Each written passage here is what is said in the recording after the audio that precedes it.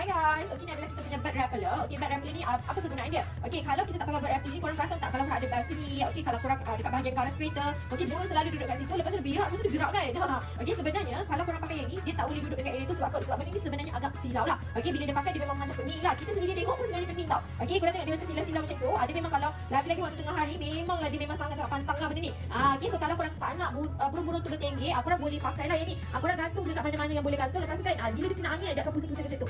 Okay, dia akan pusing-pusing macam tu saya. So kita ada pelbagai warna. Okay, lagi warna macam ni, lagi macam ni kan, kilat macam ni kan. Lagi dia punya apa orang panggil, silau dia lagi kuat lah. Okay, so korang boleh pilih kalau apa yang korang nak. Harga pun memang sangat murah. So jangan lupa tekan kita punya beg kuning.